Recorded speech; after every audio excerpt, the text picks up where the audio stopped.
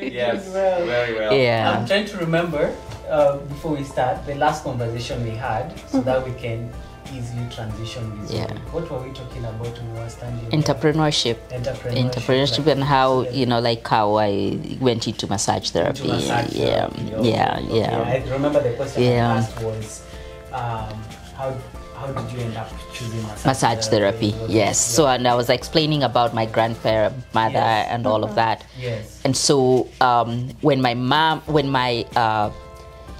let's see where I was. Yeah, I did a little bit of work with my, you know, the little bit I helped my brother-in-law when he was in hospital. Okay. And I realized that, not really realized, but you kind of, when everybody tells you something like, Yes. oh, okay, you seem to be good in this, why don't you do it? Yeah. So even my own sister-in-law would say, you know, like, why don't you come and massage his hands or his feet? He tends to fall asleep when you massage his feet and his hands.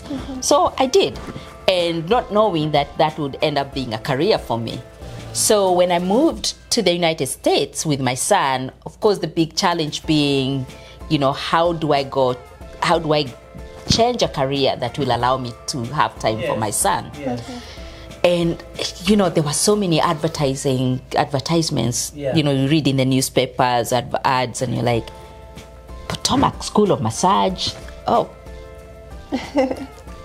Baltimore School of Massage. I was like, people actually go to school to do massage therapy? I mean, this is something that is done home. My aunt does this. And I was like, so I inquired. Okay. And I was told, no, here you have to get certified. You have to get a license. Yes. And I thought, okay. Then when I looked at the curriculum, I'm not seeing anything that is talking about pain, about somebody being sick and being helped with massage therapy, because that's what I knew. Because when I thought about massage, I said, if I have to do this, if I have to choose between going to nursing school and doing massage like they are advertising, because almost every ad was either nursing or massage therapy, massage class. Like there's something about this that I don't know. So I visited one of the schools called Potomac School of Massage. And so they were telling me what they do. Okay. But I kept feeling like it's not the right place. Okay. Then I went to another school. Now I'm doing school visits. Yes. I went to another school in Baltimore, the Baltimore School of Massage, and they had another campus in Jacksonville in Florida. Okay. So I went to the one in Baltimore and I talked to one of the directors, and she started talking about pain management and how they work with people. You know, they teach students how to do the basic medical massage, and I was like, this is starting to ring a bell. Okay. So I need to start looking more to kind of get exactly what it is. Okay. So I visited various other schools, and I did more research. There was a school in Colorado, there was a school in Jacksonville, and there was one in Tampa. Okay. So, and then I found one here in North Carolina, and I had a friend who lived here, a childhood friend. We grew up together. So I told her, you know, I was talking with her. She said, you know, why don't you come and visit while you check out this school? Wow. When I got to that school, a small school called Medical Arts Massage School, when I went in there and talked to the owner, who was a physical therapist. And so he started talking to me and telling me the goal and the vision of the school and the mission and all that. I said, this is where I want to be. This is where I want to be. Okay. So I went back to Maryland, packed my things, and moved to North Carolina in 2000. Okay. And with the this was my goal. I'm going to go to school, finish up here in North Carolina, and then go back to Maryland, because that's where I knew most of the years that I had been coming to America. I always ended up in the DC area in Maryland or New York, or, you know, around there. But I loved the DC area, so Maryland was my place. But then I came down here, and with my son, when I finished college, I actually moved back to Maryland for 6 months. I could not handle it in Maryland. It was too busy. After being here for 2.5 years, moving back to Maryland was like, a little bit chilled out. It didn't work out. It was so expensive, childcare and all of that. Whereas here, I had a network of single parents, and we could help each other. That community. So I moved right back, applied for my North Carolina license, got my license, and I opened my first office. Okay. Actually, one of the ladies that we graduated together had an office, so I rented part of her office, not as her employee, on my own. And that's so we shared an office. 2000? Yes. That was in 2003. 2003. After I graduated in March, I opened the office in June, July. Okay. Yes. So let's see, the mindset was like you already knew you were gonna start a business. Oh yeah. So now tell us, where do you even start? So how long did you stay there in that space? I stayed in that space, I think, for about 6 months. 6 months. And then I realized that because we shared the space, it was very restrictive for me, because when you have a business where clients have to come in and you're starting off, it's good that you have a space, but at the same time I wanted to grow my business. And I couldn't grow the business when I'm only open 2 days a week or 3 days a week. I needed more than that. I needed the kind of business I'm in. I needed people to come at their convenience, as opposed flexibility of time. Yes. So, I ended up now moving from there, and I rented a space at a ladies' gym up in North Hills, in the North Hills area. There was a ladies' fitness center, and they had a room where they had two rooms. One was an esthetician doing skincare, and also she was doing skincare and hair. And the other room was rented to me, so I could do massage therapy.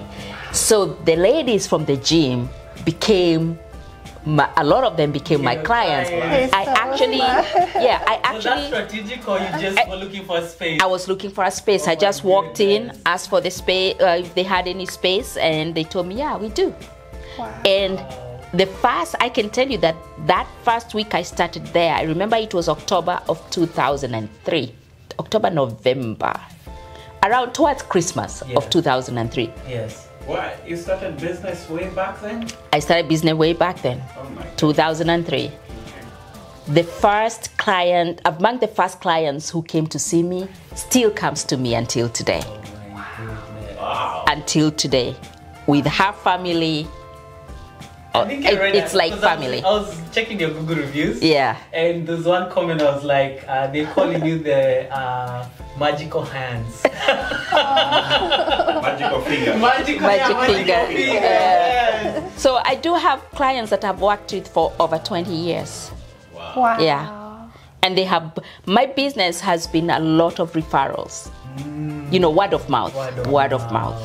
Because I believe when you do something good, others will tell others. And that is the key thing when you're starting business. Always do good.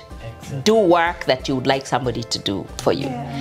So in business, you always want to look at I call it best practices. And of course, even the Bible says you do unto others what you like to, to be done unto you. And that's the thing I like to do. Is like when you come to me and you have a need, I want as much as possible to fulfill that need, just like I was the one with the need and you are fulfilling that for me. So I always, and I like to treat everybody as an individual. So I don't go and say, okay, this is what I'm offering, and I give you the same thing. Your bodies are not the same. Your body needs are different from her body needs. You may all have shoulders that are hurting, but your shoulder is structured differently from hers. That's true. I can't just do a blanket treatment. So I like to do that, and that's why a lot of my clients are from long time ago. Yes. Wow. Yes. Wow. Yes. And then how did you then transition to this? To Nightdale. To Nightdale. So in 2005, I lived in an apartment in Raleigh, and so Raleigh was convenient for me. But in 2005, I bought my home here in Nightdale, and I thought, that commute to Raleigh was a little too much. But yet, I couldn't just close down and come out here. So what I did first was to look for a space that was reasonable. because you don't want all your money to go into a big space, and you don't want to spend a lot of money in a space. You want to make sure that what you're making will cover your rent and your overheads. Okay. So I kept my space in Raleigh, and I opened my first space here in Ideal, right up the road, actually just like down the street, just up here. So I opened my first space there, and I would work there 4 days a week. No, 3 days a week, 4 days a week, and 2 days I would work in Raleigh.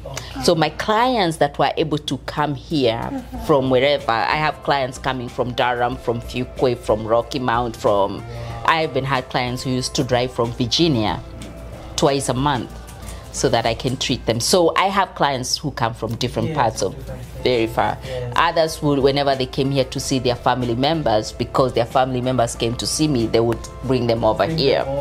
Yeah, I have a client who travels from South Carolina every 2 months for me to treat his shoulder. Wow. So anyway,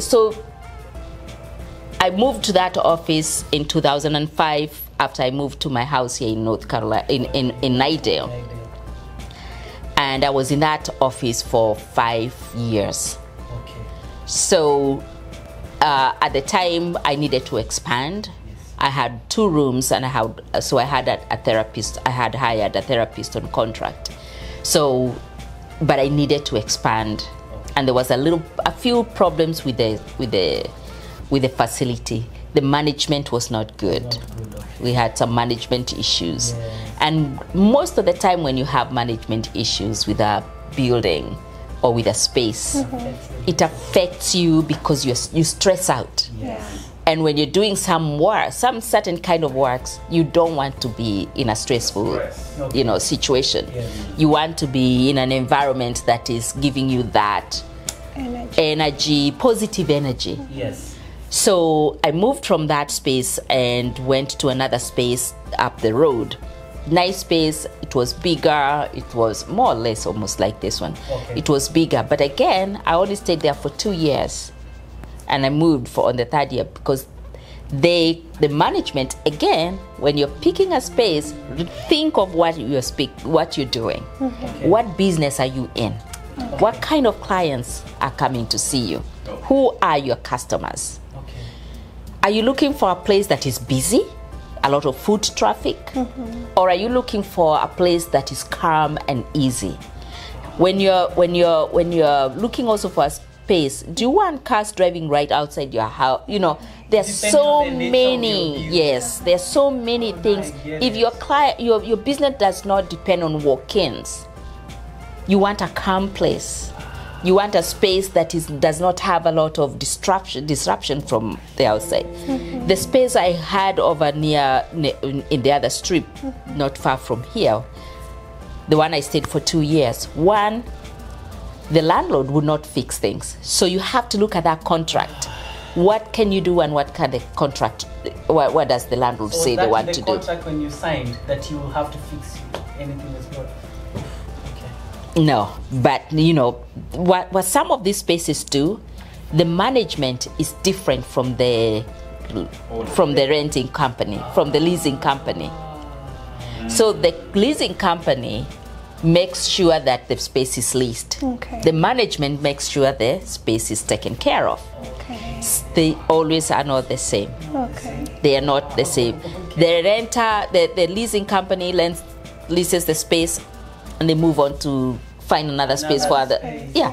So as far as running the place and what needs to be done, it's up to you and the management.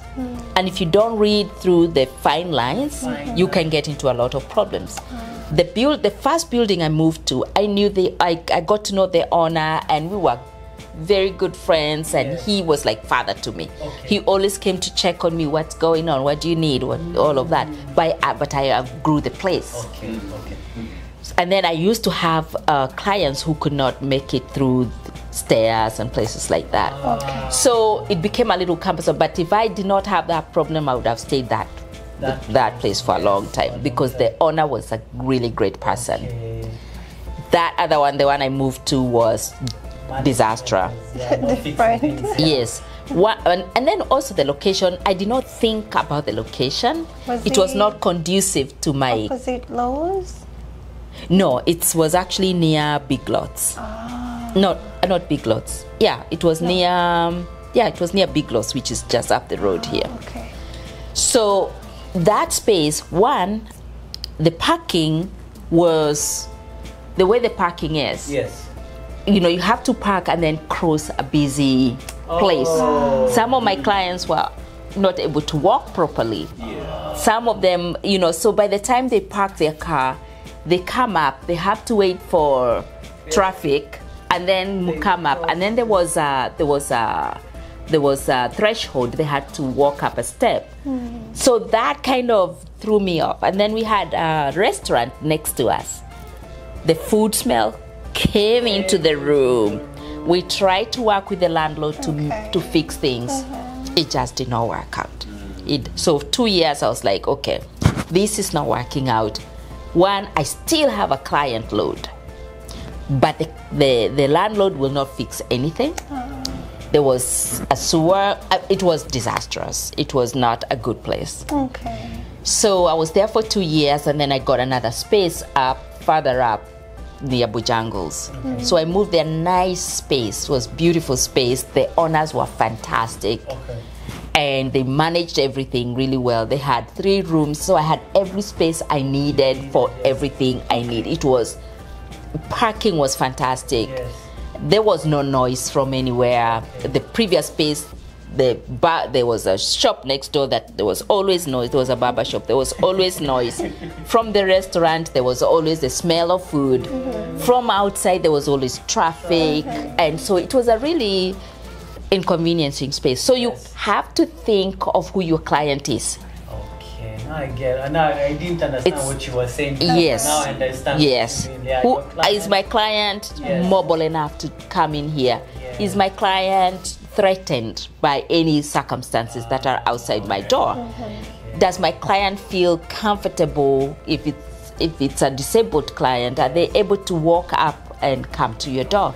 So all this, no matter how well your office looks inside, that space between the parking and your doorway makes a big difference. Big difference. Yes, Yeah. makes Depending a on the client, 'cause exactly. that office would work great maybe for an event exactly. space or something Yes. like that because Yes. of the kind of clients that you have. Yeah. That's insightful. Yes, and there was a pizza place right next door. So the smell of food and massage therapy. You relax them and then they get hungry. and then they Yeah, get so stressed. it was not a conducive space. Okay. But the one I moved to further up, it was an office condo. I was on the ground floor. Again, you have to figure out, is it upstairs? Is it downstairs? Okay. Is there a lift to go? Is there an elevator to go up to if you're on second floor? Is there an elevator? So your client always has to be in your mind. Okay. You like got to client, think, yes. If you're in a business where you don't depend on the clients coming into your office, you're fine. You can be fine. anywhere. Anywhere, yeah. But when you're thinking of a client coming to your office, Okay. you really have to put that client first. Okay. That customer comes first. Okay. The comfort of that customer, the way the space looks, all of that from outside to inside, Yes. you have to consider all of that. Okay. Hi. So my next question is,